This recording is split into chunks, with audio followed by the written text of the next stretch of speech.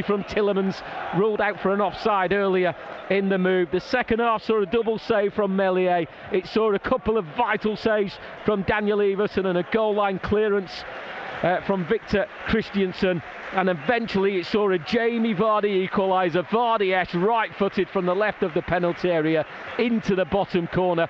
Vardy thought he got a second, but that was ruled off for offside. And then as we saw the closing stages, Leicester and Leeds both going for it, but both end up sharing the points. And maybe, Tags, after all of that, if you've got your breath back, maybe a draw was a fair result. How do you try and summarise and reflect on what we've seen? I mean, what a pulsating evening we've had here. Not the best football in the world, but pulsating end-to-end stuff. At times, Leicester showed their class with their football, and especially with their equalising goal. It was a lovely move and a lovely finish by Vardy. Credit to Dean Smith making the changes. The changes made a difference. Iheanacho going off is obviously a big miss. Obviously he'll have to be assessed to see how he is, but credit to Leeds as well. They took the lead in the first half and they were determined not to give that lead up. Their work rate throughout the game was astonishing, but somehow Leicester found a way back into it. They could have won it, they could have lost it. Both teams could have won it and lost it. But as you say, on the night, and in a quick reflective moment, let's call it, if I can imagine one up in my head, then just about 1-1 is probably a fair result. The Leicester players show their appreciation to their supporters who have made the trip up the M1 and across to Leeds, and likewise the favour is returned. Of those players heading down the tunnel, Tags, which one gets your Leicester City man of the match? Dear me. I've never heard you sigh and oh so much, and dearie me, we've had a lot tonight.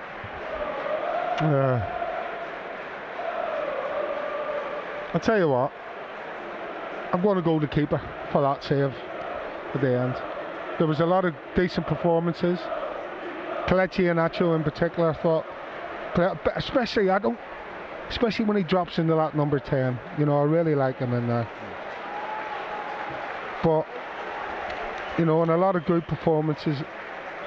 I think with a keeper pulling that massive save off at the end to keep the score at 1-1, then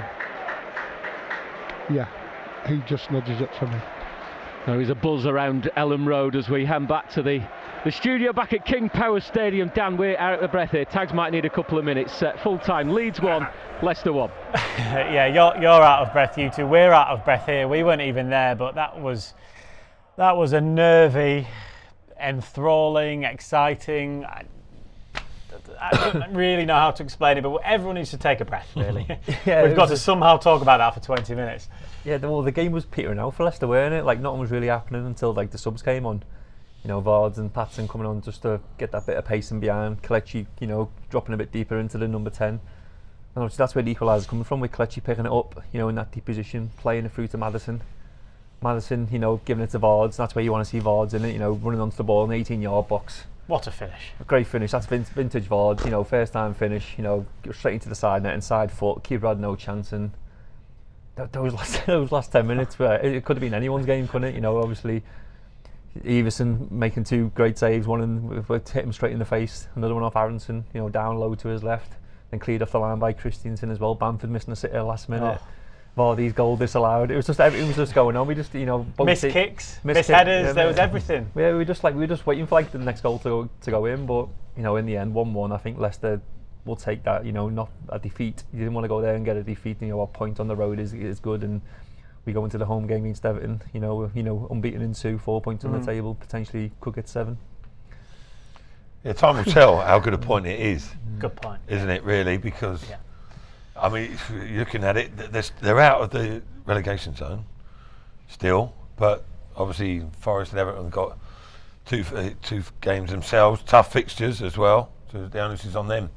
But it was vital that they got something out of the game, absolutely vital, because otherwise, 4-point gap to Leeds, so then regardless of whether Leicester win or not, but so they pick up the 3 points against Everton, they're still behind Leeds, whatever, and you know that's going to be a problem.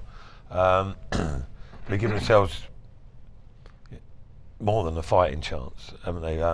After that, deservedly so.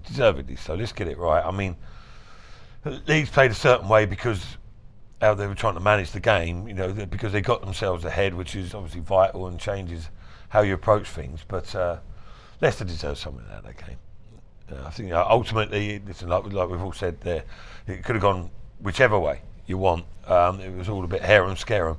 But generally, I mean, away from home, was it 59% possession there? Didn't create enough decent open opportunities, but the potential was there. Screaming out for the substitution to be made. I mean, I thought it might happen at half time, and then it didn't happen, and we're sort of getting a bit twitchy going, come on, Dean, make the change. He did, and it had an impact. Yeah, it just shows, like, obviously Kelechi coming off the bench, you know, making an impact against Man City. And then you see Vards and Patson, who direct players, aren't they? They both want to run in behind, cause defenders problems, and I think that worked a treat for the last 20 to 15 minutes when he came on. You know, obviously Kelechi dropping into that number 10, so I just prefer him in that position. You know, he's not really a dynamic player who wants to run in behind. He wants to get hold of the ball, do his like little fancy touches, and you know, he finds Maddison who's running forward onto the ball. He finds Vards who typically that is a Vards finish. You know, back in the day, you know, every time you give him the ball in the box, he scores, and hopefully he continue this now and you know on a tough game against Everton on Monday as well. Jerry, we've given you a couple of minutes to try and compose yourself somewhat. I imagine everyone inside that ground is feeling the same as you, really, and the fact that you've had to talk about it is even more difficult, but it's maybe difficult now to say 5 or 10 minutes after the full-time whistle, and difficult to say really before the end of the season, but it seems like with the context of how it went, that could well be a really important point. I think, absolutely, you know, going behind in a game and then clawing your way back into it, it's a game away from home. It's against a team that are just above you in the league. It's going to be tense. It's going to be hectic. It's going to be frantic. You know, both teams desperate. You know, we spoke about that for the game, about the desperation. You know, one for Leeds, obviously, to try and get a win at home after, you know, losing 3 games on the bounce, 2 of them at home. So, and Leicester obviously looking up and trying to chase them down. And that's exactly what you've seen there. You know, lots of mistakes, lots of, you know, simple balls being given away. But, you know, Leicester technically were the better team. What Leeds did and did very, very well was put Leicester under pressure when they were in possession and defending that 1-goal lead. And Leicester struggled to, you know, compete with that in the first half. And the second half, you've seen a little bit more impetus, but no penetration whatsoever until the substitutes come on down. So fair play to Dean Smith for making those changes, because that put Leeds on the back foot somewhat. And then obviously will a goal, great piece of football, you have to say, yet again. Yeah, let's talk about that man then that got the equaliser. You know him, obviously, relatively well. Nuge, don't you, obviously, from your time here and off the field as well, of course. Vintage Jamie Vardy. Yeah, it's classic Vardy, that, and as you said, we just needed that bit of penetration, you know, getting in behind the back 4 of Leeds, because Leeds were comfortable until Vards and Patson came on. You know, when players come on who impose that bit of pace and threaten in behind, they seem to drop off, and I think Leeds did that when those two come on. You know, they were trying to keep the 1-0 lead, Leicester were pushing. And you know, again, I keep on mentioning it, but Kelechi dropping in that number 10, feeding it to Maddison, and then he called for that pretty much, to be fair. Yeah, I did. Yeah. You know, I just think it suits his game so much better. As you said, he's not really, well, he is quick, but he's not really blessed with the burst, the pace, which is going to run away from defenders. He's more of like getting on the edge of the box, doing his little tricks and getting his shots off, and I think that worked perfect. And then passing it to Maddison, who then obviously finds Vardy for a 1-touch finish. You know, and as you say, it's vintage Vardy. You know, he's been doing it over years and years over the Premier League. Last Premier League years, and you know, he needed that goal. He deserved it the way he come on, and I'm running behind and deserved it, and hopefully he can push on now and get a few more goals towards the end of the season. He's gone on runs during his time at Leicester, hasn't he? if he could just go on one more run now between now and the end of the season, hopefully that is the goal that's the kickstart, the catalyst for him. Yeah, hopefully, because he's done so much for this club, and for him now just to score a few more goals and keep out the relegation zone is just another bit added to the story of the Jamie Vardy life of being at Leicester. So I've got no doubt in my mind that if he gets the chances like he did today, with them one-touch finishes where he hasn't got to think about it, that's the Vards that we all love to see, and then we've seen it today or tonight, and again, fully deserved goal, and hopefully he can go on a run. And you wouldn't necessarily back against it either, because whilst his powers are diminishing, I think most people are sort of becoming acceptive of that. In certain situations, he's still got plenty to offer.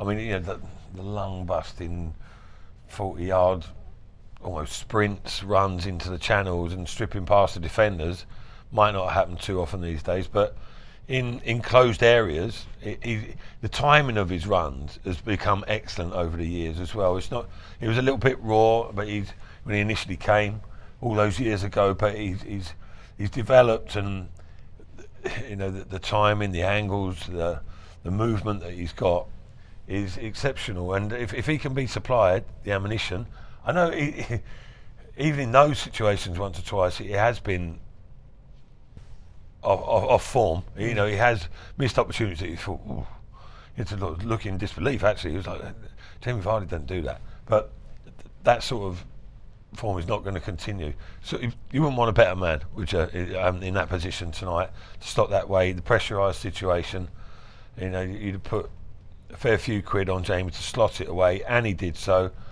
And I wouldn't bet against him doing it again a good few times between now and the end of the season. Like with Iheanacho, that looks a bit of a blow, that with the groin injury. That doesn't look like somebody's going to recover over quickly. So Jamie will probably get opportunities definitely in the next few games, more than he would have done so ordinarily probably. You can see how much it meant to him as well when he scored. Straight over to the fans, give him the Leeds a bit. He's getting a bit. He always gets stick everywhere he goes, but you give the Leeds fans a bit. Straight over to the Leicester fans. You can see a little bit of frustration in it as well. The celebration, kicking the Bordens on the side, but he loves this club, doesn't he? He's done it over the years. He's been in a relegation fight before, which he got us out of before. Yeah. And he's got the chance now. If Kelechi does pull up with the groin injury, he's got a chance to come in against Everton and try and get the club out of the relegation zone again. It's a good point, Jerry, isn't it, that David makes there about the celebration at the end. Obviously there's the Sheffield against Leeds link. There's everything that Jamie Vardy does in terms of rustling away fans. He's done it at Ellen Road before, so he had that moment in front of the Leeds fans, but then he went straight to the travelling Blue Army, didn't he? And maybe that's the moment. Maybe that's the catalyst for him personally and for Leicester for the rest of the season. Yeah, maybe it definitely won't do him any harm, will it? And what an occasion, and what a place to, score your second goal of the season. It's been a bit of a drought to say the least for Jamie, but he's got the heart the size of a lion, Dan. He really has.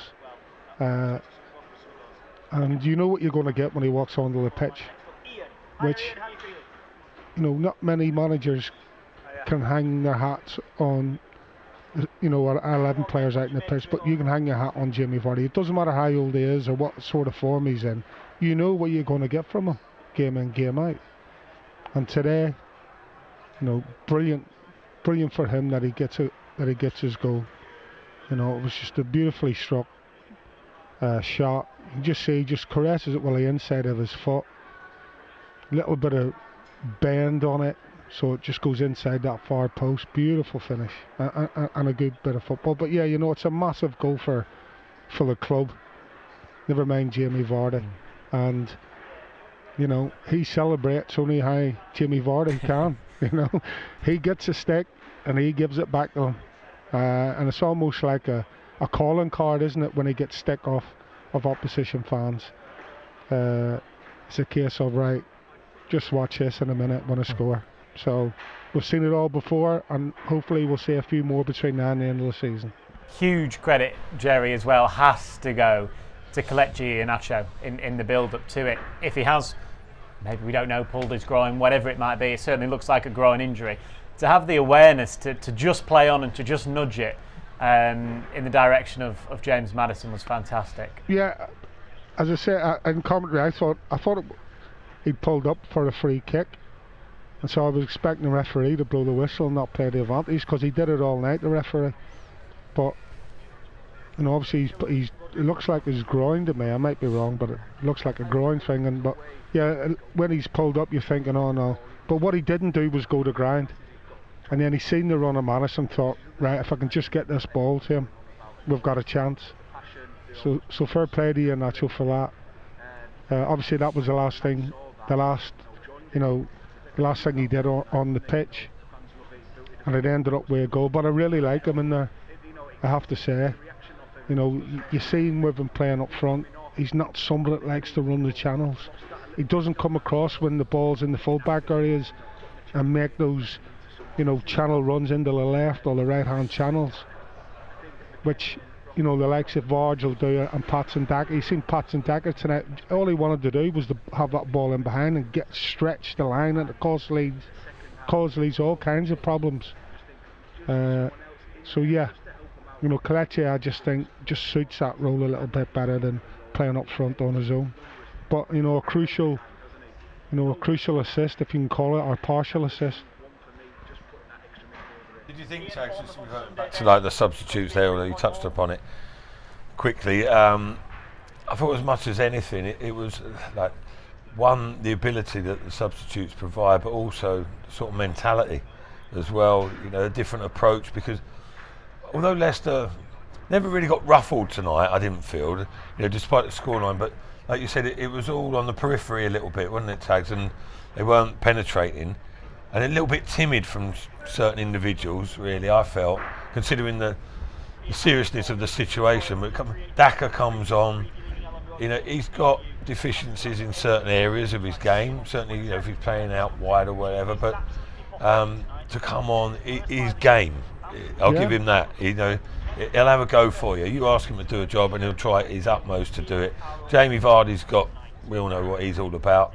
And it's sort of a shift change in mentality, didn't you think, Ted? Yeah, without a doubt. You're saying it was Harvey Barnes didn't really perform to the heights that we're used to seeing him. Didn't really use his pace, didn't use his ability to stretch the game tonight against Aileen. And that all changed as soon as Patson Daka came on the pitch. I think there was a ball, as soon as he came on, there was a diagonal ball hit towards him, or the keeper hit a ball out to that left-hand side. And it goes up and he challenges with Aileen.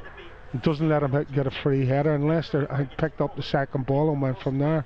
Well, that just wasn't happening for the other 17 minutes of the game. And then as soon as the midfielders picked it up, he was just looking to run in behind. And sometimes when you're a player that isn't necessarily accustomed to playing in a certain position, you just keep the game simple for them and say, all I want you to do is when Madison gets on it or Tielemans gets on it, I want you to stretch a full back in behind and we'll try and get you in. And that's what we've seen, as soon as he came on the pitch. And obviously Vardy, we know what he's all about. So you've got two players injecting energy, pace, power, whatever you want to call it, and it unsettled Leeds' defence. At the other end of the pitch, Nuge, what a moment from Daniel Everson, not once but twice. Yeah, no, obviously the first one West hit him square in the face, and as a keeper you don't care how you keep it out, you're there to do a job, and that's to keep the ball at the back of the net, and he stuck one square in the face there, and obviously Christensen's cleared it off the line in the end, but he deserves a lot of credit, doesn't he? He's come into the team, no one really expected it, is that his third league game in a row now, is it? Last 3 or 4, is it? And he's done ever so well. Obviously the City game 3-0 down at half time, you can't really do much about the goals, but I thought tonight, we made 2 really crucial saves when it was 1-1, and he deserves a lot of credit. Jerry gave him man of the match, and just for that save alone, in the last minute, he deserves to keep his spot in the team, and he's been performing, so he's fully credited his selection. Yeah, it's about half a dozen games, isn't it? I think in Brentford, wasn't it? And come in and I don't want to tempt fate, but I can't remember an error of any size, really. They had come in, saw him a bit on pre-season, and I thought his decision making looked a little bit suspect, but haven't seen any of that. He's been cool, calm, and collected, hasn't he? In literally everything he's done, and played his part of the weekend. They're huge moments, aren't they? Yeah. Oh, massive. Yeah, but the squeeze was on, wasn't it? Right at the end. It's funny how it goes, isn't it? Leicester all not one-way traffic, but like trying to force the game, get themselves. I fancied them to get a second. Very nearly did so, but then Leeds, fair play, they showed some spirit as well. They came back as well, didn't they? Bamford made a hash of an opportunity. Now I think he was actually offside. Potentially, yeah. I think he might have found himself offside. He'll be relieved to probably see that. But it's about fair dues altogether, all things considered today, which is not the worst result in the world, isn't it? I thought there were one or two situations where Leicester could have been a bit more ruthless, but lots to consider. But it's such a massive turning point. Well, not necessarily turning point, but massive bonus, that goal. But without that, people are deflated, aren't they? They're going to be dejected and they're going to be pessimistic, quite frankly. But now, just that one goal, that 1 point, but obviously it's attracted a couple from Leeds, all of a sudden, you hesitate to shout and make any predictions, but right now, I know, exactly, to make yourself look silly or whatever, but right now, I fancy Leicester to stay up still. Yeah, just at that point, puts pressure on Forest and Everton. They lose that game, and I maybe don't. Exactly, so Forest and Everton have to get something from their games now to go above Leicester. So that's a positive. The point, gives that a little edge, as you could say. But I think at the end, the 1-1 draw was a fair result. I think because we could have won it in the end, we could have lost it. So I think both teams in the end will be happy with the point on the board. Jerry, you can have the final say this evening before you make your trip back home. It's such a weird one. These guys saying a fair point. I think Leeds will probably think they were unlucky not to win it with the saves at the end. Yeah, I've seen Leeds fans on social media and saying that Leicester were unlucky not to win it at the end with the pressure that they had since they got the equalisers. It's a bizarre one almost to call. There was just so much happening tonight, Dan, really. And as I said here, it wasn't always about the quality of football. It was more about the mishaps or decision making that was gone wrong for both teams. And it could have went either way. I had my hand in my heart in my mouth at least 3 or 4 times in the last 10 minutes there, and somehow, it managed to settle back down again.